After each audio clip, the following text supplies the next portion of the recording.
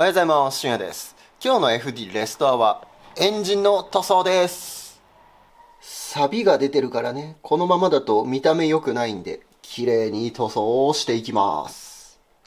エンジン自体は一応寸法とか基準値以内に収まっていて再使用できそうなんで、だから塗装っていう形です。で、これがエンジン本体、サイドハウジングですね。で、こっち側、オイルパンとか、細かい部品。これもね、結構錆すごいんですよ。だからこれも錆落としして塗装します。クランクプーリー、遮熱板、なんかわからないステーとか、たくさん、今回は塗装します。そして先に皆さんに謝っておかなければいけないことがございます。今日の動画、タイトル詐欺まではいかないんだけど、ちょっと皆さんの思ってる塗装とは違う感じになっちゃうかもしれません。特にこのエンジンね。このエンジン。これ、塗装はするんですけど、ちょっとやり方がいつもと違くて、先に謝っておきます。いや、別に、いろいろ訳があるんですよ。で、多分動画の中で言い訳タイムとかも取ると思うんで、最後まで見ていただければ、なんとなく分かってもらえるかなと思います。とりあえず部品の錆び落としからやっていきます。これはね、エンジンの、この横の方につく、蓋みたいな、こういうやつとか、液マニの遮熱板とか、タービンの遮熱板とかたくさんあるんで、こういうのブラストかけて錆び落としして塗装、まずやっていきたいと思います。ちなみに裏側こんな感じ。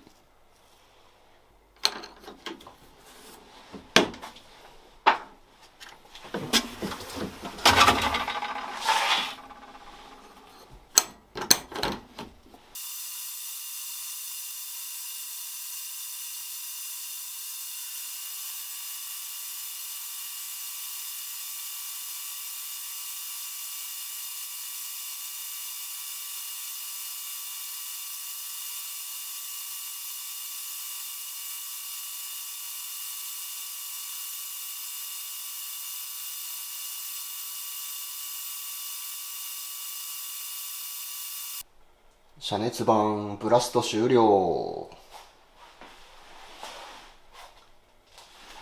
これ一番ひどかったやつかな。綺麗に落ちましたね。ダッシュします。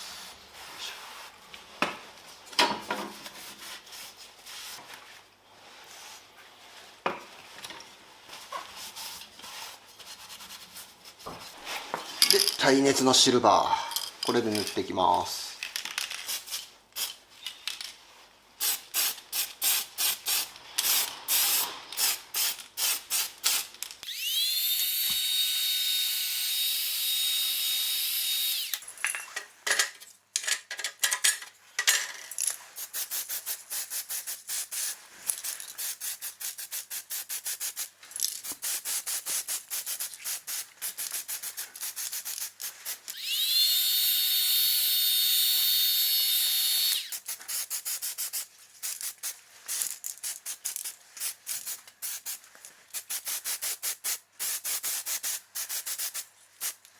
サビサビだった遮熱板が綺麗になりました。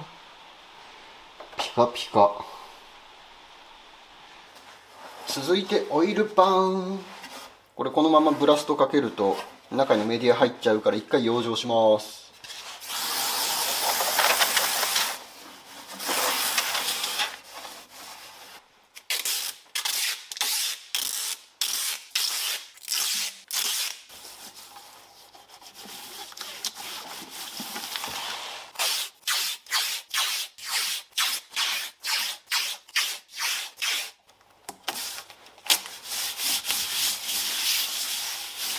先にサンダーで塗装を剥がします。この辺のサビとかある程度剥がしていきます。使うのはこれメッシュ砥石。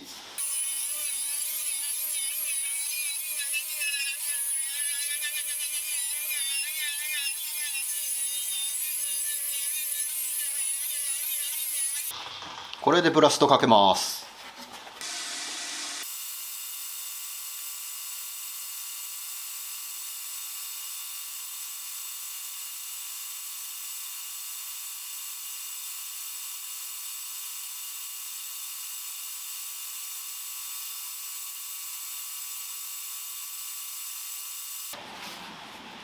綺麗になった。そしたら多分大丈夫だと思うけど、メディアが入ってないかな。あ、大丈夫ですね。メディアは中に入ってない。だけど心配だから中きっちり洗います。まだこのぐらいの形状だったらね、洗うことできるからいいですよね。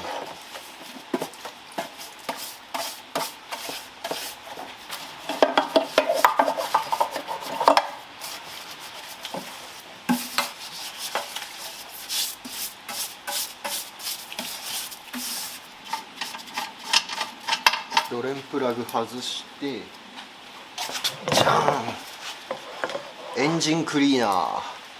これ灯油ですね。灯油をこれで吸い上げて、で中の中までしっかり洗っていきます。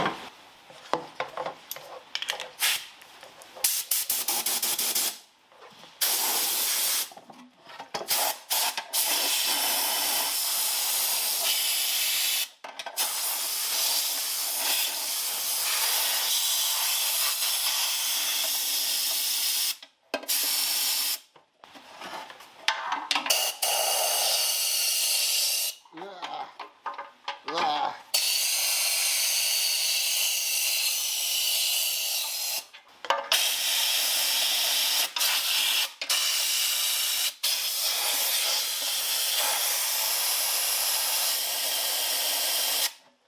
そしてこれカウンターウェイト、クラッチの後ろ側につくやつ。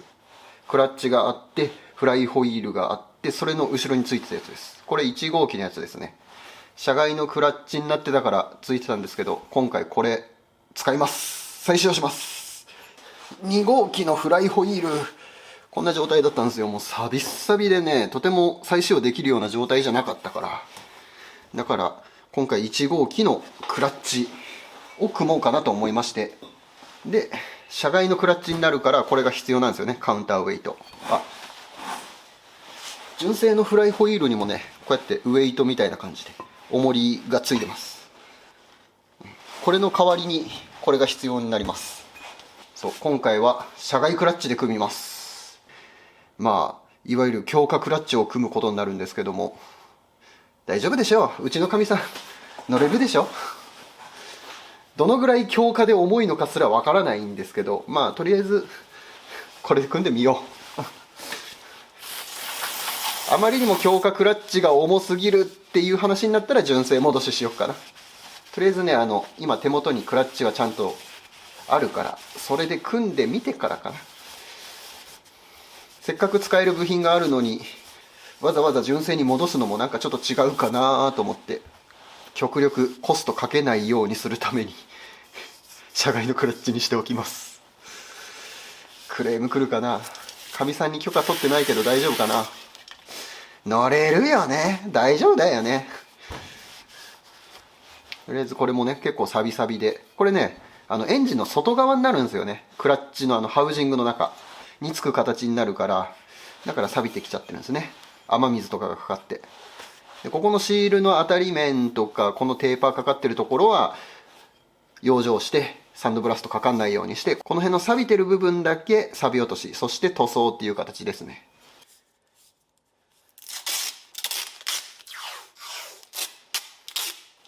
乗れるかな乗れるかな。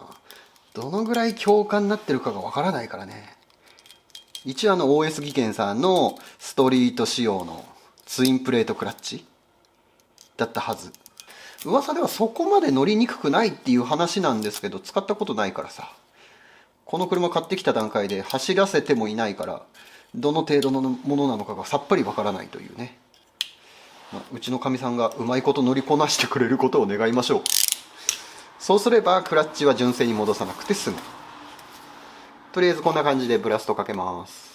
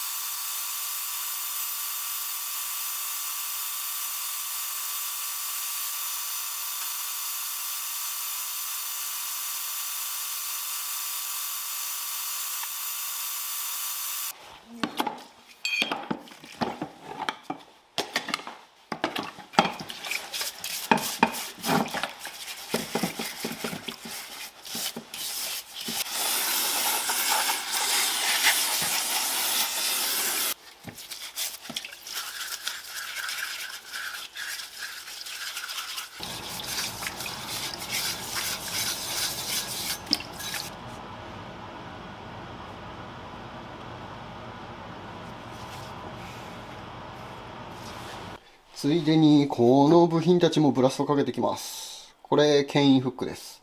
あとこれがラジエーターのステーかな、何のステーかわかんないけど、これとか、あとボンネットのヒンジとか、こういう細かい部品も今回一緒に塗装します。塗るんであればね、一緒に塗ってしまった方が効率がいいんで、これもブラストかけて綺麗にしていきます。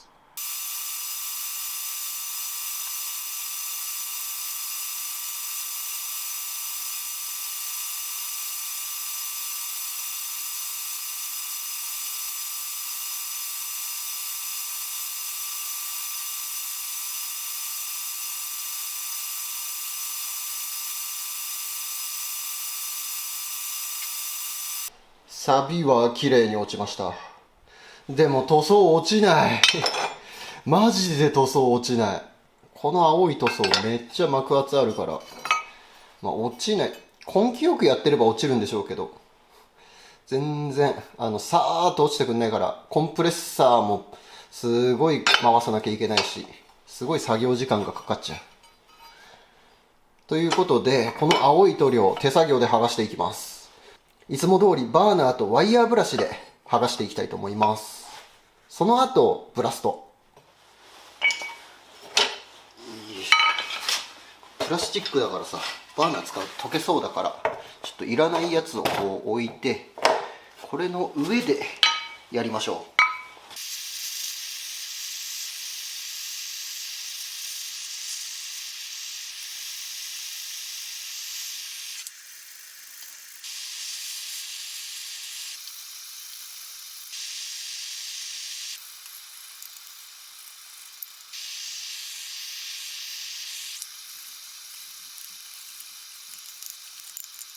これだけ落とせば、あとはブラストいけるかな。こんな感じ。まだこの角っこの部分とか、ブラシで落としにくい場所、こういうところはブラストで頑張ります。それ以外の場所は大半落としたんで、いけるでしょう。ということで、もう一回ブラストリベンジいってきます。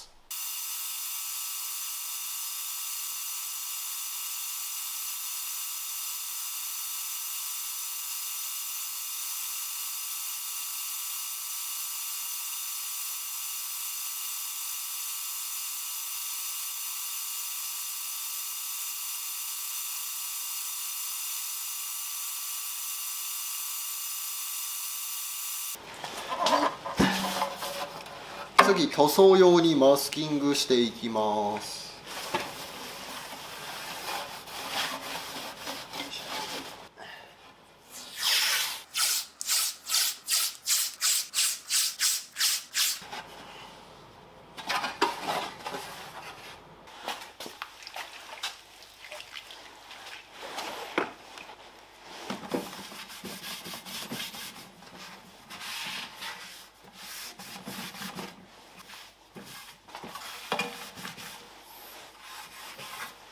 ということで、塗装の準備ができました。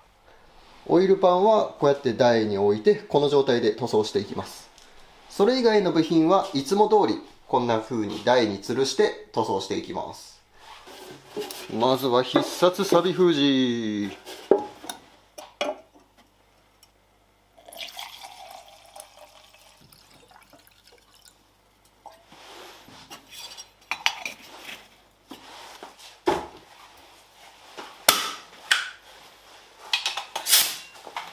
はい、それでは皆さんお待たせいたしました。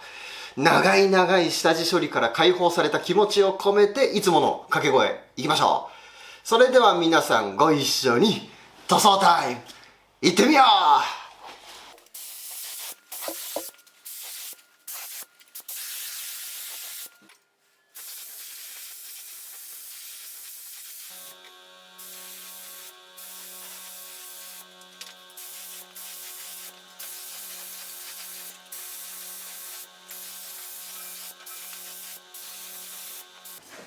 グレーのサフェーサー入れていきます。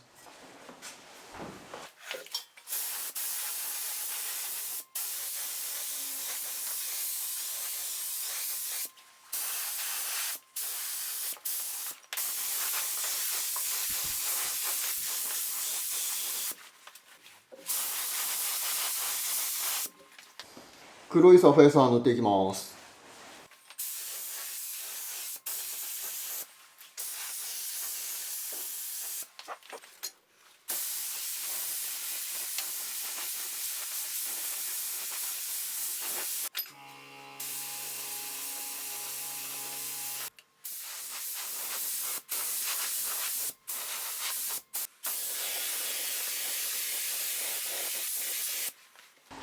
ソリッドの黒ベースカラー塗っていきます。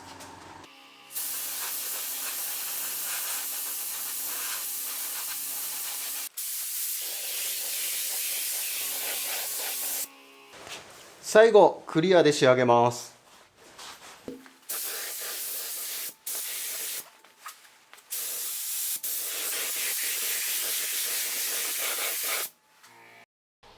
塗装終了。綺麗に塗れました。この辺はボディに組み付けた後アンダーコートを塗る牽引フックでボンネットのステー、こうやってちょっと黒いサフェーサー飛び散っちゃってるんですけど、これを研いだら全部落っこっちゃうからね、気にしなくて大丈夫です。でこっち側エンジンの部品、こっちも綺麗になりましたね。エンジンに組んじゃったらほとんど見えなくなるんですけど、やっぱこういう細かいところが気になっちゃう僕です。クランクプーリーだけ黒々ツヤツヤ。そしてオイルパン、これもクリア塗装で仕上げました。これねちょっとゴミいっぱいついちゃった。多分ここロッカーからこう降ってきたゴミじゃないかな。ちょっとポツポツいっぱいついちゃった。この辺のクレーターになってるのはサビで腐食してた部分ですね。ちょっとクレーターになってる。あとねクリア垂らしちゃったんですよね。こんな感じ。若干だけどずーっとこの上の方からこう垂れてきたやつがここに溜まってる。ちょっと気になりますよね。オイル交換するとき毎回ここ目つきますもんね。カメラの回ってないとこでこっそり手直ししときます。表面研いでつるっとさせてもう一回クリア塗装。多分そんな感じでいけるでしょう。大変長らくお待たせいたしました。それじゃあエンジン本体、これを塗装していきます。今回塗っていくのはフロント、リア、そしてインタメ、中間のハウジングね。この3枚鉄部品なんでこれを塗装していきます。ローターハウジングとかアルミ部品は今回塗装しません。これフロントカバー、これも塗装しない。今回塗っていく色が黒なんですけど、エンジンを組んだ時に黒、白、黒、白ってメリハリがつくような感じにしたいんで、今回はサイドハウジングだけ塗装します。で、使っていく塗料はこちら。ヒートトップ。うちのチャンネル過去にも何回か登場してるエンジン塗装する時に使ってるね、耐熱塗料です。これ使って塗装をしていきます。で、塗装方法なんですけど、ずーっと迷ってたんですよ。どうやって塗ろうか。いやー結構ね錆がすごいんですよね、このハウジング。やっぱ鉄で放置されてたからこうまだら模様にね錆が出ちゃってて、でいつものパターンであればこの錆をしっかり落とすのにサンドブラストって考えてたんですけど、メディアがこの辺の穴の中入ってエンジンの中傷になるのも嫌だしなーみたいな、特にここオイル通路とかウォーターラインとかいっぱい細い穴いっぱい開いてて、このインタメなんかはねこのエキセントリックシャフトが通るこの真ん中、この中も完全に穴つながっちゃってるし、こっち側の外側の冷却水通る穴も全部つながってるし、あとこの吸気の穴もね、そうだよね、インジェクターがつくとことかもうあっちこっち穴が開いてるんですよ。徹底的に洗浄かければいい話なんですけど、フロントカバーをブラストかけた時に、砂入ってはいなそうだったんですけど、なんかね洗えてない気がして、どうしてもこう中の方って見えないじゃないですか。こう来てこう来てる この辺とかの中、なんかね洗ってもすっきりした気がしないんですよ。気にしすぎな気もするんですけど、ほらこういう単純な形状だとさ、もう穴の中ここしかないからブラシ突っ込んでこう洗ってさ、目視でも確認できるしさ、こういう単純な形状なら全然ブラストかけてもね気にならないんですけど、これかけた時ねすっごい気になっていつまで洗ってもなんかすっきりした気しなかったんですよ。で今回悩んだ挙句ブラストはかけずにこのままいきます。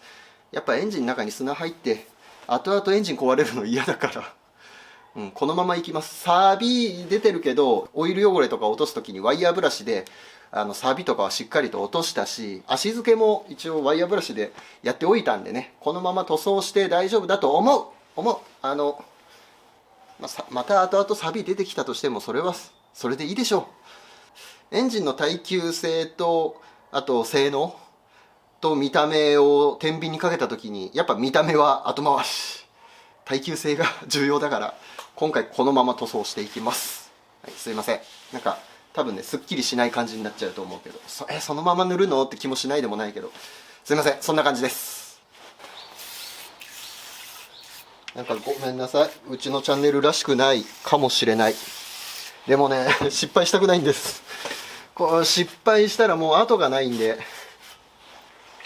多分またこの錆びてるところから錆は再発すると思うんですけど、それでもできる限りのことはやっておきたいんで、ちゃんと脱脂してで塗装ですね。ケータハムのエンジン塗った時もブラストかけてないしね。でもあの時ドライアイスだったか。ドライアイスメディア入らないからいいよね今回もねドライアイスを声かけてあったんですけど、ちょっといろいろタイミング合わずに今回はね使えなかったんですけど、ドライアイス使ってればこのサビも落とせてたし、カーボン汚れもすっきりいってたかなーって気はするよね。これがねエンジン加工に出す前段階だったら全然ブラストかけるんですよ。ブラストかけてでその後面検してとか、そういうのだったらね全然気にせずかけちゃうんだけど、今回そういうわけにもいかないから、それじゃあ塗装していきます。意外とちゃんと塗れるね。缶スプレーでもハケ塗り OK です。で普通に塗るよりもやっぱり膜つくね、ハケの方がね。こんだけ膜圧がつけばしばらくは錆びの心配はいらないかもしれない。結構しっかりと塗れますね。缶スプレーだと2回3回4回って塗らなきゃいけないから、それ考えたらこっちの方が楽かな。胃肌ブツブツしてるからそんなにハケのムラの感じも見えないし。